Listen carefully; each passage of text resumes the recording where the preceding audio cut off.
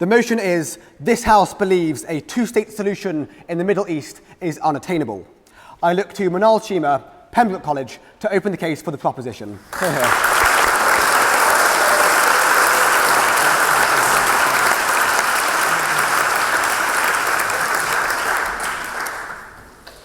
A professor once told me of a fable that he had heard growing up in Ramallah, and it is one that I would like to share with you all today. There once was a land full of proud people who lived rich and powerful lives, except there was a certain widow who lived in that land with many children. The woman worked day and night to provide her children with something to eat, but alas, she could not procure enough food. The children wept for food, begging their mother for something. So she put a pot on the stove and began to stir its contents. She said that she was making dinner and that it was coming. So, as I listened to the sounds of the pot stirring, the children fought off the pains of hunger until sleep overcame them. And when they had fallen asleep, the woman removed the stones from the pot, only for them to be stirred the next day.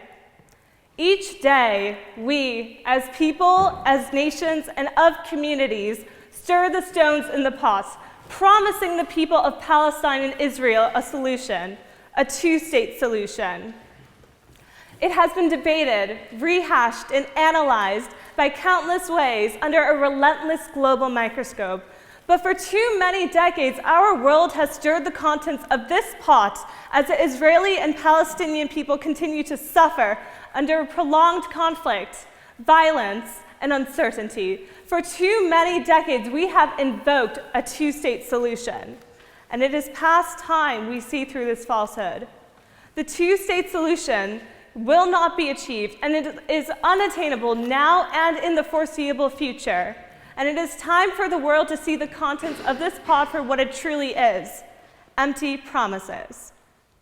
But first, I have the pleasure of introducing tonight's opposition.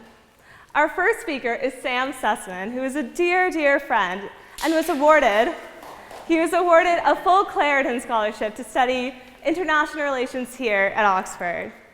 Sam is a constant frequenter of women-oriented events, such as Oxford Women in Politics networking drinks and women equality parties, cocktails, and colloquy. So much so that Sam is a man of many motives, including that of, most likely, picking up girls. So, ladies tonight especially, do not get swayed by Sam's jokes or oratory skills, for they may be empty promises too.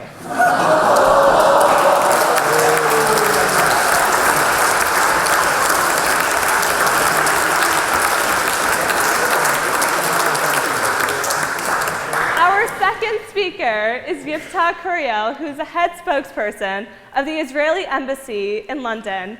He's a vocal critic of BDS.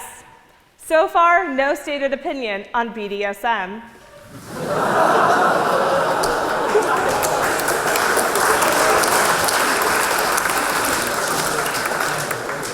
Our next speaker is John Linden, who is the executive director of One Voice.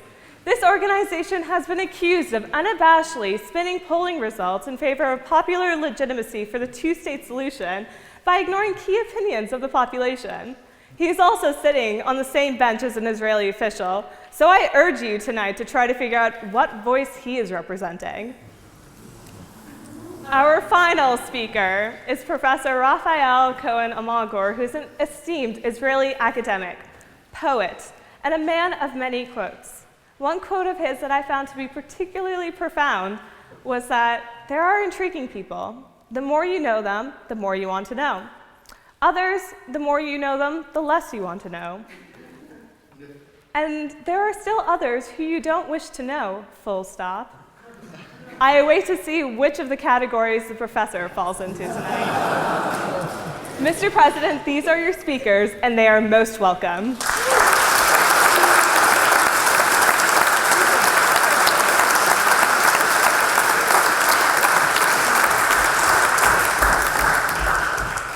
Repeated polls in Israel demonstrate that at least 47% of Israelis and 56% of Palestinians believe that a two-state agreement will not and cannot be signed anytime soon. The political inertia in Israel prohibits such a solution. For the past 2 decades, every attempt made by Israel or international mediators has been met with summary rejection. Yasser Arafat turned down proposals made by Prime Minister Barak and US President Clinton in 2000. Mahmoud Abbas failed to adequately respond to the offers made by Prime Minister Olmert in 2008. And last year, Abbas first rejected all of Secretary of State Kerry's ideas and then refused a proposal personally made by President Obama himself.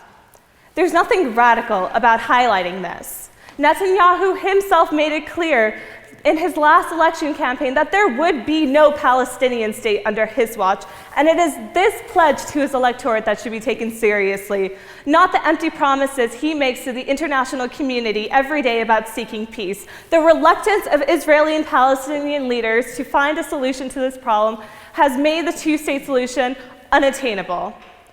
But say we do overcome this political inertia. Say that, yeah, we can bring politics forward. Even so, the political reality on the ground paints a far more cynical picture.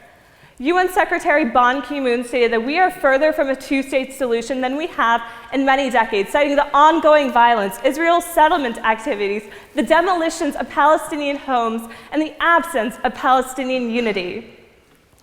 A 20-year-old Palestinian living under occupation has seen no political progress at all during her lifetime.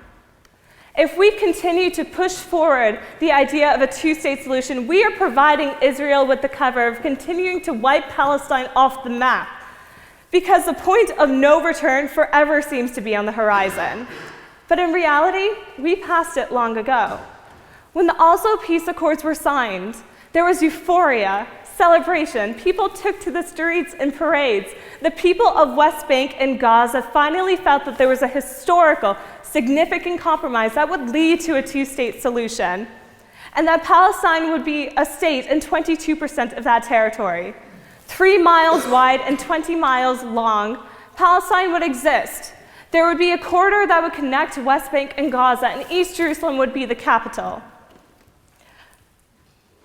It was not perfect. The Oslo Accords were supposed to be transitional and temporary.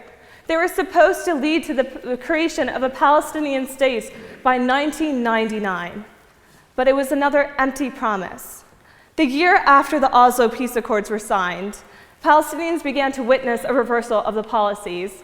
By 1994, Israel had doubled the rate of settlement expansion. Now we are in 2016, where there are 550,000 Israeli settlers residing over the Green Line, and still no Palestinian state. I will say that Israel does have the right to defend itself, and it has that right because every other country in the world has that right. But when we see the walls and the checkpoints, we see that Palestinian communities are being divided from one another, and the two-state solution is no longer a reality. Israel's ever-expanding settlement enterprise, which controls over half of the West Bank, including its water aquifers and the most fertile lands, has made a Swiss cheese out of the Palestinian territory, and more holes are being threatened every day. You see, Israeli politics are dominated by a right-wing bloc. The leaders of 4 political parties have urged Netanyahu to retaliate against the PLO's bid for UN membership by annexing the Israeli settlements that exist in the West Bank. This would codify into law the existing reality. If Israel annexes 122 settlement blocks within the West Bank, there can be no viable Palestinian state there. But say we do overcome this political inertia. Say that politics begins to move in the right direction and the settlements are retracted. What happens then? Well, now we have to consider the idea of a Palestinian state in itself. And a two-state solution means that there should be 2 viable states that are created, right? But any Palestinian state would have to be demilitarized because Israel would not accept anything less. And if it's demilitarized, well, that's just not sovereignty. That's autonomy at best. And if you're merely going to be autonomous, why even uphold the fiction of a statehood? As William Polk put it, those living in the truncated remnants of a Palestinian state will be condemned to perpetual poverty and humiliation. They will have virtually no access to usable agricultural land or water.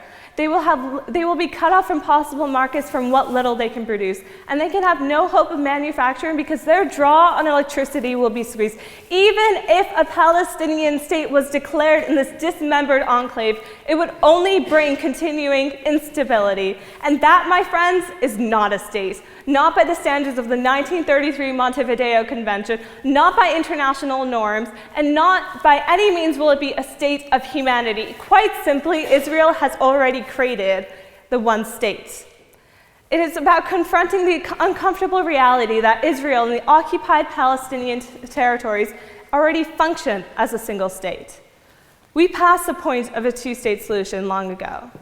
When the world threw rocks into this cauldron of a conflict, it has become nothing but an empty promise. So I will end on this. If we want peace to happen, we cannot keep on pushing forward a solution that is already doomed to fail. And I do not want Israel to be written of as they wrote of Rome. They made a desert and called it peace. We have to confront the unfortunate reality that Israel will never be a free people in its country if the Palestinians are not free in their own homes. Some say that the solution is mutual exhaustion on both sides, and then a compromise will happen. Some say that, and they dream of a historic leader that will be willing to bring change. But I say this: let us instead imagine and support a multinational, democratic state where there is no us versus them paradigm, where all lives are equally valued and protected, where humanity is recognized at the core. We must give up on the two-state solution, but that does not mean we have to give up on peace. Thank you.